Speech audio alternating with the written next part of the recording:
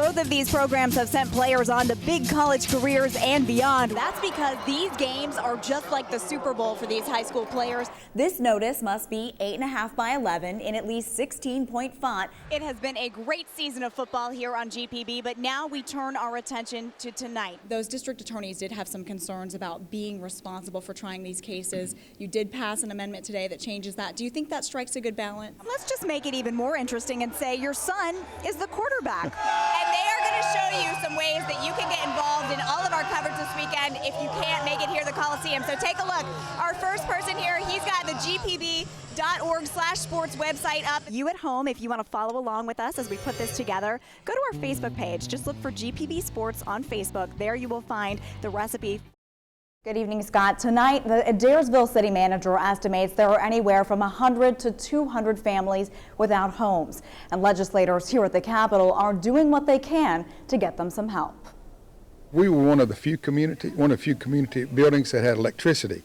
The electricity went off about half a mile down the road. Adairsville Church of God sits right at the edge of the Gordon County line and at the center of the tornado relief effort. All the volunteer coordination will come out of this church. Pastor Ken Coomer and his wife Joyce opening their doors to shelter storm victims and collect supplies. Brad Fahey driving all the way from Marietta to donate clothing and baby goods. I actually am from this area, so I'm used to seeing it. So when I saw it on the news and how bad it was, I was like, I have to go up there. And while the Coomer family is helping the recovery effort here, their son, Representative Christian Coomer, is doing his part at the state capitol. Devastation is the only word I can use to describe it. Coomer touring the damage in his hometown early Thursday and returning to the floor to ask for continued support for those affected. It is a hard blow. It's something that we're going to take a long time to get over and get through. I can't think of anywhere else I'd rather be than in Georgia. Many legislators from the impacted areas taking time to thank Governor Nathan Deal, who quickly declared a state of emergency Wednesday, speeding state aid. Now, state and U.S. lawmakers will begin the process of appealing to the federal government for financial assistance. We're taxpayers. We deserve to be protected. If we lose, we should be rebuilding with our government's help. That federal relief may not come as easily as once expected. Some members of the U.S. Congress voted against $9.7 billion in federal money for Hurricane Sandy victims. One of the dissenting votes came from Georgia Congressman Tom Graves, who represents the areas devastated by yesterday's tornado. I reached out to Graves for a comment, but so far, he's not gotten back to me. Visitors are expected to stream into Columbus Memorial Day weekend as the city's new whitewater rafting course officially opens to the public. Okay. Over the last year, crews blew up 2 historic dams to open up the flow of the Chattahoochee River.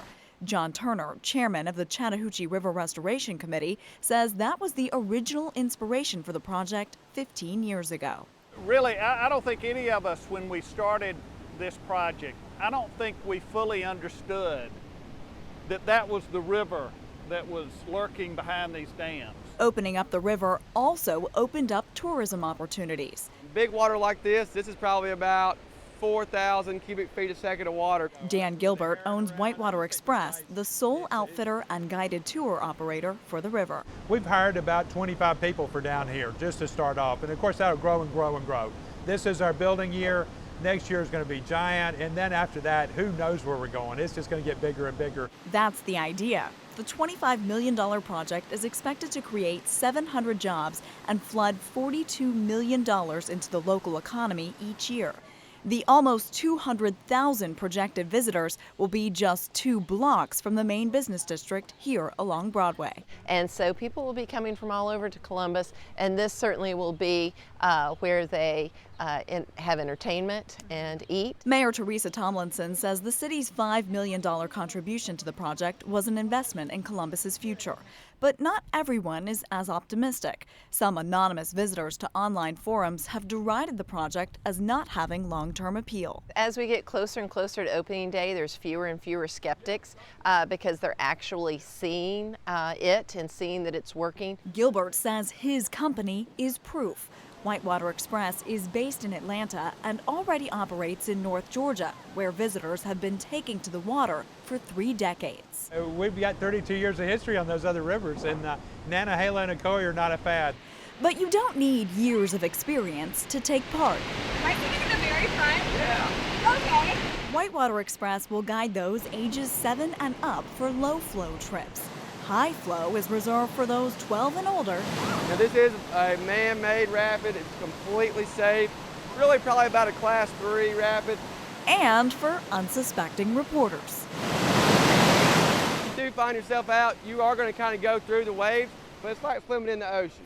It was the, okay, I made it.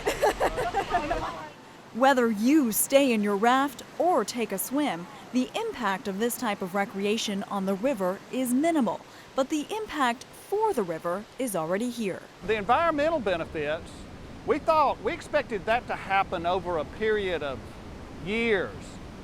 It happened just like that. Herons and other birds have flocked back to the area. Turner says the wildlife above the water is a reflection of what's happening underneath it. Without the dams, fish and other aquatic species are returning. And people are too, something the city hopes will continue for the next 100 years. We've now turned back towards the river, which we see as our economic development future. Claire Sims, GPB News Now.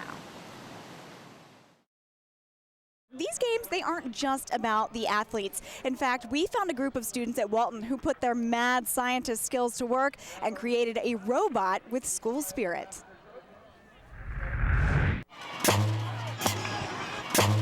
At Walton High School, this t-shirt cannon robot has become as big a part of Friday Night Football as homecoming or busting banners. I think one of the most fun parts is seeing the crowd's reaction to it. No matter if you make it or you miss, people are just so impressed by it that they just jump back and are like, whoa, there's a t-shirt coming at me. The brains behind the bot are here at Walton Robotics. A team of students meets throughout the year at this 8,000 square foot space donated by one of their many sponsors.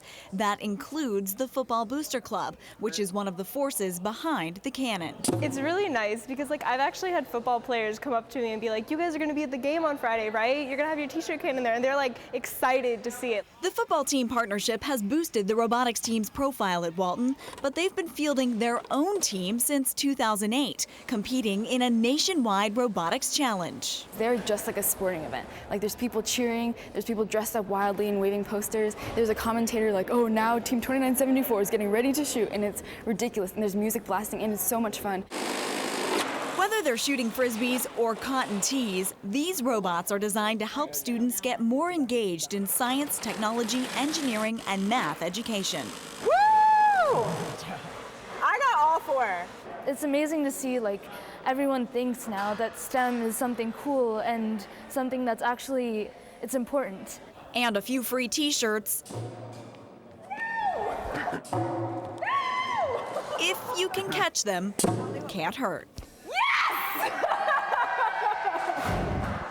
That was so much fun. Those kids are brilliant, and they use it in a really fun way. And coming up in January, that's when they're going to be competing in their next big competition. They have 6 weeks from the date that they find out what their next challenge will be to build a robot and then put it to the test.